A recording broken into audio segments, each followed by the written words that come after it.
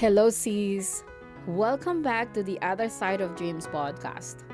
I am your sister, walking with you through the seasons of reinventions and growth. I'm still on the journey too, but I've walked far enough to see what is possible. This is where midlife women rise, rediscover purpose, and build what's next. And if I can do it, so you can. Quick housekeeping. What I'm sharing here is from my life experiences and what I've learned along the way. This is not a therapy. And if you need help, please seek a professional support when you need it. Hello, Cs. Before we begin today, I want to say something gently. This episode may stir your feelings that you've been pushed down for a long time. So, if you need to pause at any time, that's okay. There's no rush here. And let me start with a sentence many women are afraid to say out loud. I don't want to depend on my children. If that sentence brings guilt right away, stay with me. Because this conversation is not about love, it's about dignity. And those two things are not the same. You can love your children deeply and still want to stand on your own feet. You can be grateful for them and still not want your survival to depend on them. That doesn't make you cold. It makes you human. Because for many of us, motherhood became our whole identity.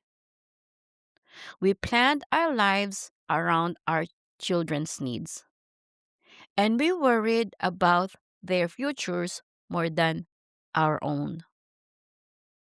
And we sacrificed time, energy, and money and dreams. And we did it all willingly. But no one told us what happened when that seasons change. When children grow up, when they build their own lives, and when they busy and distracted and stressed or far away. And suddenly, the role that once defined you is quieter.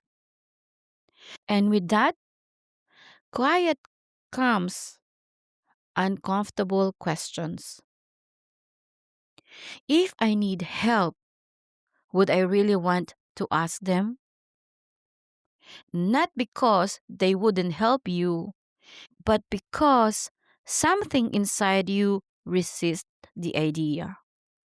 And that resistance is important because it's not a rejection, it's a self respect. Many women carry this belief quietly. I gave everything so my children could be free. I don't want my later years to tie with them.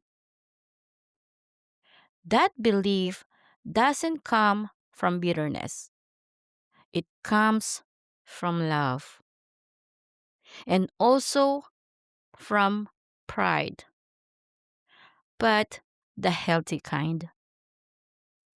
The kind that says, I still matter. But society doesn't always make space for that truth. We're often told they're your children's. Of course, they should help you.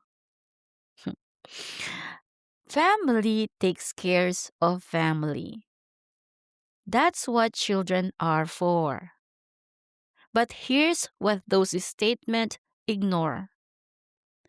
Dignity is personal, and needing help hits differently when you've been the helper for entire life. For many women, asking for help doesn't feel neutral. It feels like a failure. And it feels like a loss of authority, a lost independence, and self respect. And that fears runs deep. And let me say something clearly because this is matters. Wanting dignity does not mean you are rejecting their love. It means you are protecting your sense of self. There is a difference between support that is offered and survival that is required. And many women are afraid of crossing that line, especially women who spent years being strong. Reliable women who held families together and who make things work no matter what. For them, dependence doesn't feel safe. It feels destabilizing. And that fear grows stronger when finances are involved because money changes dynamic. It shifts power and it creates silence.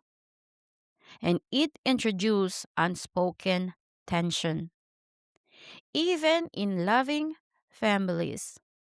So when a woman say, I don't want to depend on my children, what she's really saying is, I want to keep my voice and I want to keep my choices and I want to keep my dignity. And that desire deserves respect. But here's where the conflict comes in. Because we are always taught to believe that wanting independence in later life is selfish. That if you don't lean on your children, you're pushing them away. And that if you plan for yourself and you're being unnecessary. And that belief traps women in silence. They don't talk about their fears. And they don't talk about money. And they don't talk about aging. They don't talk about what happens if they can't work anymore. They just worry quietly. And quietly, worry is exhausting. Let's talk honesty about what many women feel but rarely admit. They are afraid of becoming invisible and dependent at the same time. That fear can show up in small moments. Hesitating before asking for help, downplaying pain, and avoiding conversations about finances, saying I'm fine when they are not. Not because they don't need support, but because they don't want to lose themselves. And that tension lives in the body. It shows up as anxiety, as irritability, as fatigue, as sadness that doesn't have a clear reason. And often women blame themselves and they say, why am I like this? Why I can't just accept it? Why can't I just accept help? And why does this bother me so much. But here's the truth: when you spend your life being responsible, dependent, and feel unsafe, not emotionally unsafe, existentially unsafe. It feels like standing on ground that could shift at any moment. And that's why dignity matters so much in this season. Because dignity isn't about pride, it's about stability. And it's about knowing that if something happened to you, you won't lose your voice and you won't lose your choices and your sense of worth. It's about being able to say, I can take care of myself with support, not dependency. That distinction is powerful. And here's another layer we don't talk about enough. Many women don't just fear asking for help, they fear becoming a problem, a burden, an obligation, and a responsibility someone else didn't choose. Even if their children would never say that, the fear is internal and it's shaped by years of giving without asking and years of being the solution, not the one in need. So when life begins to ask something back, it feels unfamiliar and uncomfortable and even shameful. But let me offer you a reframe. Wanting independence does not mean you are pushing your children away. It means you are modeling self respect and you are showing them what it looks like to plan, to protect yourself, and to take responsibility for your future. And that's not a rejection, that's a leadership. And leadership looks different in midlife. It's quieter, more intentional, and less performative. It's not about doing everything alone. It's about choosing wisely. And here's where we gently talk about income without pressure and without fantasy. Many women aren't looking to be rich, they're looking to be steady. And they want income that doesn't disappear the moment they stop moving. They want to know what if their body needs rest and their life won't collapse. They want options, not to escape their children and not to isolate themselves, but to live with dignity. That desire is not shameful and it's responsible. And yet, many women don't know where to start because the world talks about money in extremes. Either hustle harder or just let go and trust.